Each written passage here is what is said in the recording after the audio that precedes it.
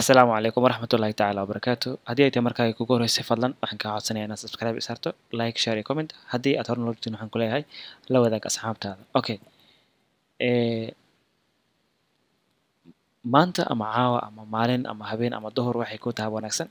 waxaan idin wadaa conversation yar oo aan idin soo diyaariyey oo dhex maraya laba qof oo isku cusub oo markaasi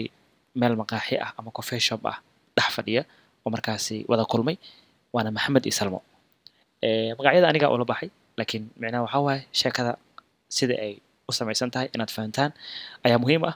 marka haddii maxamed lagu dhahaa nasiibaad leedahay haddii salma lagu dhahaa adigana sidoo kale nasiibaad leedahay marka aan gudagalay cashirkeena cashirkeena wuxuu ku bilaabanayaa marka hore haddii mawduuca aan idin aqriya mawduuca wuxuu leeyahay meeting a new friend ku kulanka ama lala kulmay a new friend saaxiib cusub at a coffee shop macnaha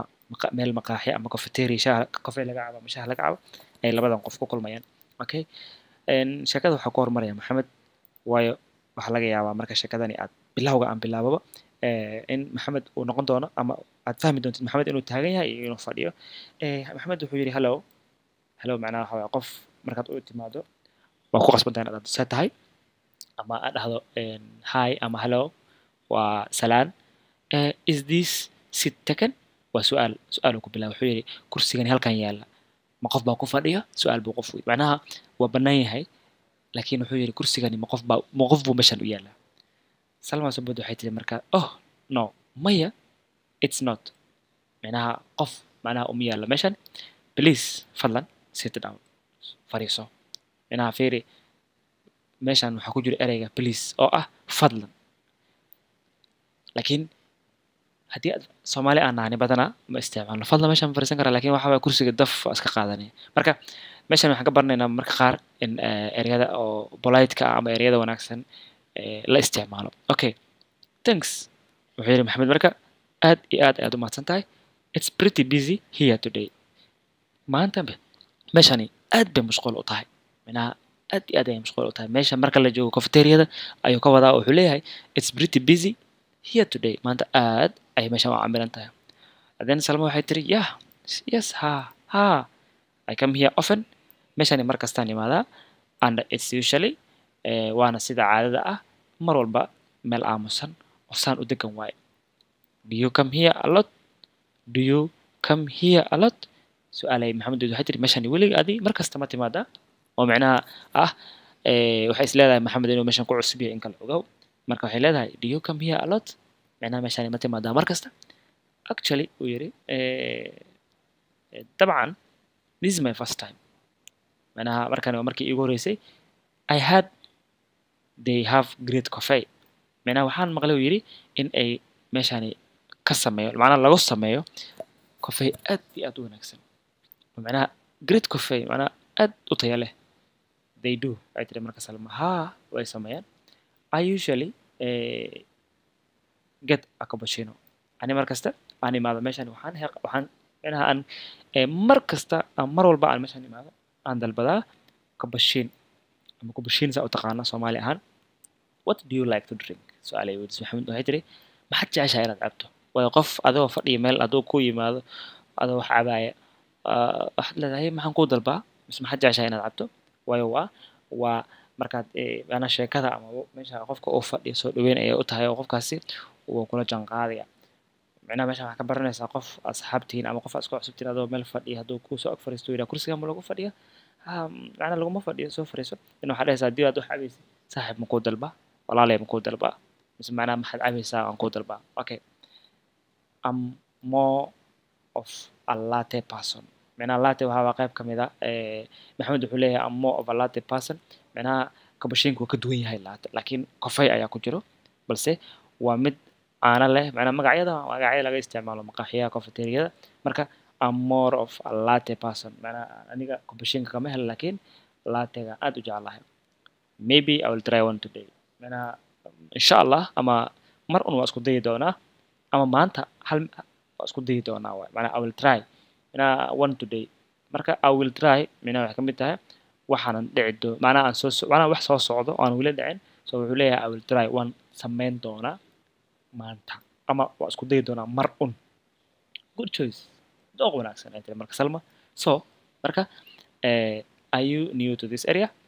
macnaha ereyadan meeshan maqaaxida ay ku taalo say ka arkaysa waxaa waaye waxay tiri ninkan meesha ma yaqaano marka waxaa waaye meeshaan ma ku cusubtaa macnaha ereyadan ma ku cusubtaa xaafadda maqaaxida ku taala markaas maxamed wuxuu yidhi yeah yes ha I just moved here last week for work meeshani maalin isbuuc ka hore ama toddobaadii ka hore ayaan halkan usoo guuray sabab awgeed inaan shaqeeyo macnaha sabab ah inaan shaqeeyo mise shaqo aan usoo aaday waa adigoo magaalo kala tagay saad magaalada uga shaqeyso how about you uu yidhi marka macnaha wuxuu leeyahay adigana Salmo bal iska warbixi ayada Salmo waxay tiri marka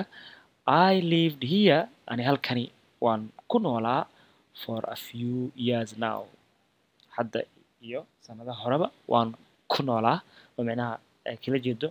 in ka badan hal sano ayaan ku noolaa halkan it's nice place once you get used to it it's a nice place meeshan waa meel aad u wanaagsan once markii aad you get used to it markii aad la qabsato waa meel aad iyo aad u wanaagsan so maxamed wuxuu leeyahay marka that's great to hear midaasi waa mid aad iyo aad u wanaagsan